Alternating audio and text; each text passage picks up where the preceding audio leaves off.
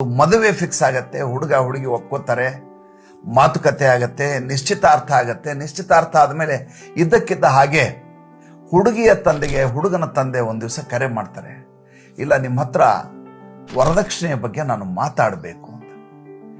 ಹುಡುಗಿಯ ತಂದೆ ಗಾಬರಿ ಆಗಿಬಿಡ್ತಾರೆ, ಏನು ಕೇಳಬಹುದು, ಏನು ಕೇಳಿದ್ರೆ ಏನು ಉತ್ತರ ಹೇಳೋದು ಅನ್ನುವಂಥ ಆತಂಕದಲ್ಲಿ ಹುಡುಗನ ಮನೆಗೆ ಹುಡುಗಿಯ ತಂದೆ ಹೋಗ್ತಾರೆ. ಹೋದ ತಕ್ಷಣ ಚಹಾ ಎಲ್ಲ ಕೊಟ್ಟು ಹುಡುಗನ ತಂದೆ ಹೇಳ್ತಾರೆ, ನಮ್ಮದೊಂದು ಕಂಡೀಷನ್ ಇದೆ, ಮದುವೆ ವಿಷಯಕ್ಕೆ ಷರತ್ತಿದೆ. ಏನು ಷರತ್ತು ಅಂತ ಹೇಳ್ತಾರೆ, ನೀವು ಎಷ್ಟು ಕೊಡ್ತೀರಿ, ಏನು ಕೊಡ್ತೀರಿ ಅನ್ನೋದ್ರ ಬಗ್ಗೆ ನಮ್ಮ ಯಾವುದೇ ರೀತಿಯಾದಂಥ ನಿರ್ಬಂಧ ಇಲ್ಲ, ಯಾವುದೇ ರೀತಿಯ ಷರತ್ತಿಲ್ಲ. ಆದರೆ ಒಂದು ಷರತ್ತಿದೆ, ಏನಪ್ಪ ಅಂದರೆ ನೀವು ಏನನ್ನ ನಿಮ್ಮ ಅಳಿಯನಿಗೆ ಕೊಡಬೇಕು ಅಂತ ಮಾಡಿದರು, ಅಂದರೆ ನನ್ನ ಮಗನಿಗೆ ಕೊಡಬೇಕು ಅಂತ ಮಾಡಿದರು, ಅದು ಒಂದೇ ₹1 ಸಾಲವನ್ನು ತೆಗೆದುಕೊಂಡು ನಮಗೆ ಕೊಡಬಾರದು. ಅಷ್ಟೇ ಅಲ್ಲ, ನೀವು ಮದುವೆಯನ್ನು ಎಷ್ಟು ಸಡಗರದಿಂದ ಮಾಡ್ತೀರಿ, ಎಷ್ಟು ಖರ್ಚು ಮಾಡ್ತೀರಿ ಅನ್ನೋದ್ರ ಬಗ್ಗೆ ನಮ್ಮ ಯಾವುದೇ ರೀತಿಯಾದಂಥ ನಿರ್ಬಂಧ ಇಲ್ಲ, ಷರತ್ತಿಲ್ಲ. ಆದರೆ ಮದುವೆಯನ್ನು ಒಂದೇ ₹1 ಸಾಲವನ್ನು ತೆಗೆದುಕೊಂಡು ಮಾಡಬಾರದು.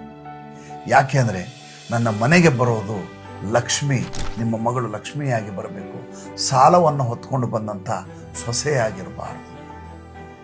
ಹುಡುಗಿಯ ತಂದೆಯ ಕಣ್ಣಲ್ಲಿ ನೀರು ಬಂದ್ಬಿಡುತ್ತೆ. ಈ ರೀತಿಯಂಥ ಮನೆಗೆ ನನ್ನ ಮಗಳನ್ನ ಕೊಡ್ತಾ ಇದ್ದೇನಲ್ಲ, ಇದಕ್ಕಿಂತ ಮಾನವೀಯತೆ ಏನಿದೆ ಅಂತ ಆತ ಸಂಭ್ರಮದಿಂದ ಹುಡುಗನ ತಂದೆಯನ್ನು ತಪ್ಕೋತಾರೆ, ಬರಸೆಳಿತಾರೆ. ಇಬ್ಬರ ಕಣ್ಣಲ್ಲಿ ನೀರು ಬರುತ್ತೆ.